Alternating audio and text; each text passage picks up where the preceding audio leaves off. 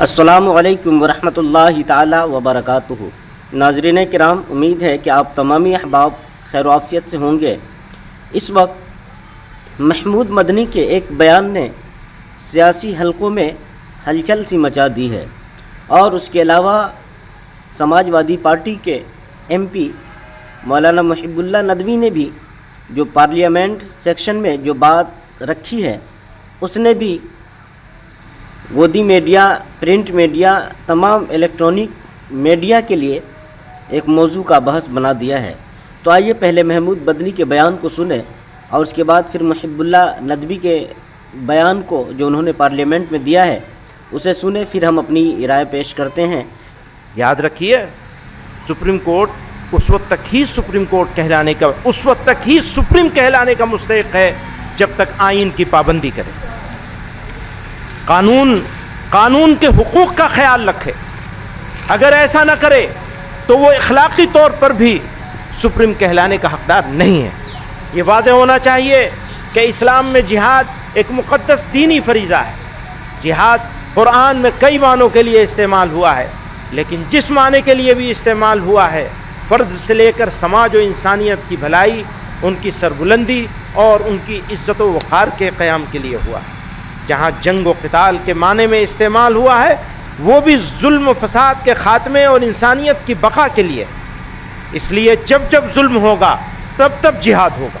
میں اس کو دوبارہ کہتا ہوں، جب جب ظلم ہوگا تب تب جہاد ہوگا۔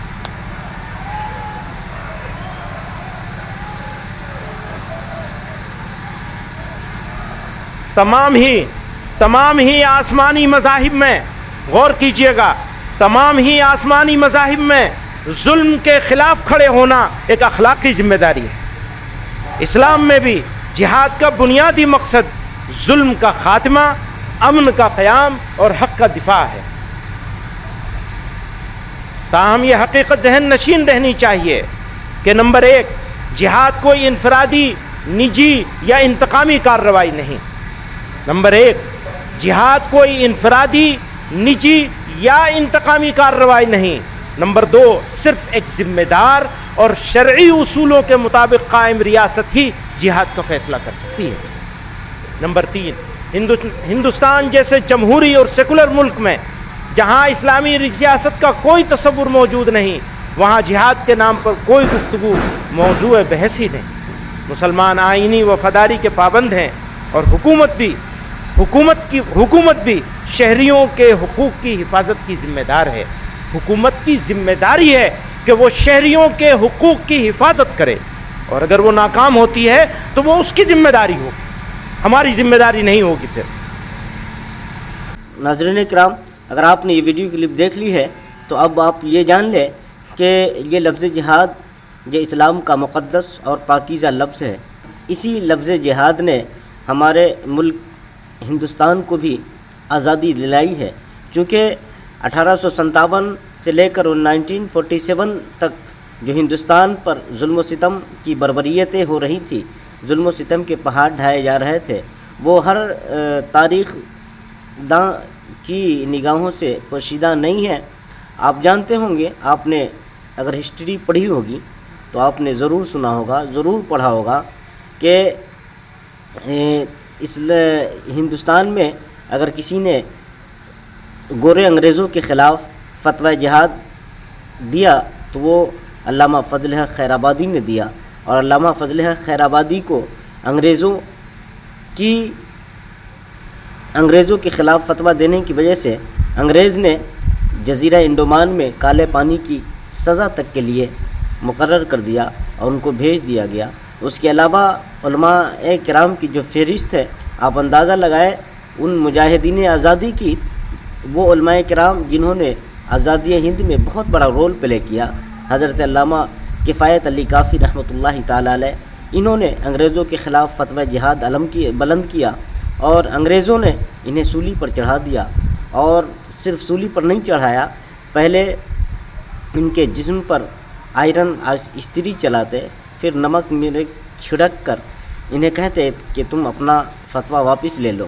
لیکن علامہ کفایت علی کافی نے ہندوستان اور اپنے ملک، اپنے وطن کی محبت کو فوقیت دی، اور انہوں نے ہر ظلم کو سہ لیا، یہاں تک کہ پھانسی کے پھندے پر بھی چڑھ گئے، لیکن انہوں نے اپنا فتویٰ واپس نہیں لیا، اور انگریزوں کے خلاف جو تحریک چھیڑی تھی اس تحریک نے ہندوستان میں وہ انقلاب پیدا کیا کہ آج ہم اور آپ ہندوستان میں چین و سکون اور آزادی کی سانسیں لے رہے ہیں۔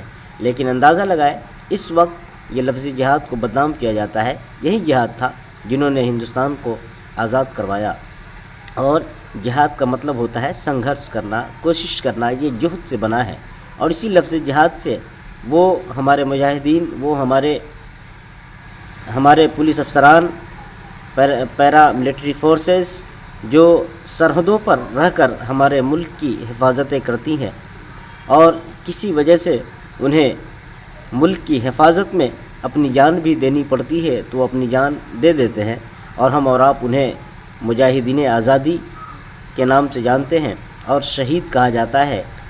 تو یہ مجاہدین آزادی جو ہے، یہ جو لفظ مجاہدین ہے، اسی جہاد سے بنا ہے۔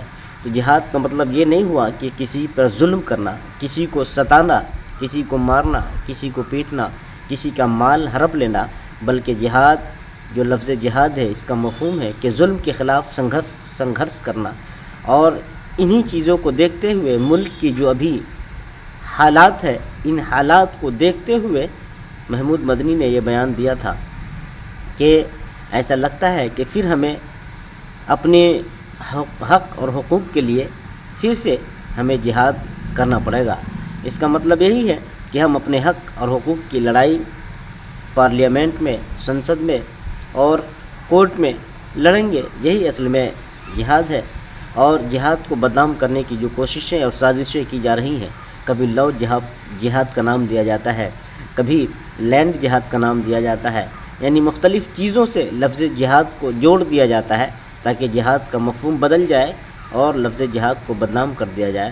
اور محمود مدنی کے آباء و اجداد نے بھی آزادی ہند میں بہت بڑا رول پلے کیا تھا، انہوں نے بھی حصہ لیا تھا، جن کا نام حسین مدنی ہے، انہوں نے بھی بہت بڑا رول پلے کیا تھا۔ تو ناظرین کرام، یہ تو تھے محمود مدنی، اور اب آپ محب اللہ ندوی جو کہ سماج وادی پارٹی کے سانسد ہیں، انہوں نے بھی محمود مدنی کی تائید میں جو بیان دیا ہے لوک سبھا اسمبلی میں، اسے بھی آپ سنیں، پھر میں تھوڑا سا تبصرہ کرتا ہوں۔ وقف امینڈمنٹ بل جے پی سی کمیٹی بنائی تھی، جس میں ہماری پارٹی نے پہلے ہی کہا تھا کہ سرکار کی نیت اور نیتی دونوں ہی صحیح نہیں ہے۔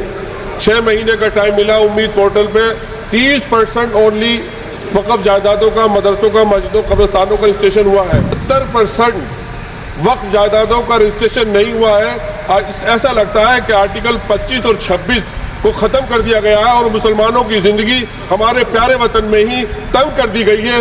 وہ لوگ جن کے پرکھوں نے آزادی کی لڑائی لڑی تھی، مولانا ارشد مدنی، وہ کہہ رہے ہیں کہ ظلم و ناانصافی کے خلاف لڑنا شاید ہمیں دوبارہ لڑنا پڑے گا اور جہاد کرنا پڑے گا۔ میڈم، وہ ایک ظلم کی ایک برداشت ہوتی ہے، اور جب برداشت ختم ہو جاتی ہے تو ظلم و دھنیہ واد ماننی سدسیہ شری محباب اللہ جی۔ اسپیکر صاحبہ، میں آپ کے توسط سے ایک بہت ہی اہم مدعے کی طرف آپ کی توجہ دلانا چاہتا ہوں۔ وقف امینڈمنٹ بل جے پی سی کمیٹی بنائی تھی، جس میں ہماری پارٹی نے پہلے ہی کہا تھا کہ سرکار کی نیت اور نیتی دونوں ہی صحیح نہیں ہے۔ 6 مہینے کا ٹائم ملا، امید پورٹل پہ 30% اونلی وقف جائیدادوں کا، مدرسوں کا، مسجدوں، قبرستانوں کا رجسٹریشن ہوا ہے۔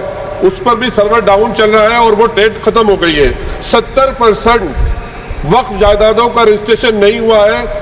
ایسا لگتا ہے کہ آرٹیکل 25 اور 26 کو ختم کر دیا گیا ہے اور مسلمانوں کی زندگی ہمارے پیارے وطن میں ہی تنگ کر دی گئی ہے، جس کی وجہ سے مانے اسپیکر صاحبہ، وہ لوگ جن کے پرکھوں نے آزادی کی لڑائی لڑی تھی، مولانا ارشد مدنی، وہ کہہ رہے ہیں کہ ظلم و ناانصافی کے خلاف لڑنا شاید ہمیں دوبارہ لڑنا پڑے گا اور جہاد کرنا پڑے گا۔ آخر کب تک مسلمانوں کو اس طرح سے دبایا جاتا رہے گا ملک میں؟ میڈم، وہ ایک ظلم کی ایک برداشت ہوتی ہے، اور جب برداشت ختم ہو جاتی ہے تو ظلم و دھنیہ واد ماننی۔ جی ناظرین کرام، آپ نے محب اللہ ندوی صاحب کی بھی جو ویڈیو کلپ دیکھی ہے، اب آپ نے ان ویڈیو کو دیکھنے کے بعد آپ کا تاثر کیا ہے؟ کیا اس وقت ان دونوں کا بیان اس طرح کا مناسب تھا یا نہیں تھا؟ آپ اپنی رائے کامنٹ سیکشن میں ضرور لکھیں کہ انہوں نے یہ بیان دے کر اچھا کیا یا جیسا بھی ہو.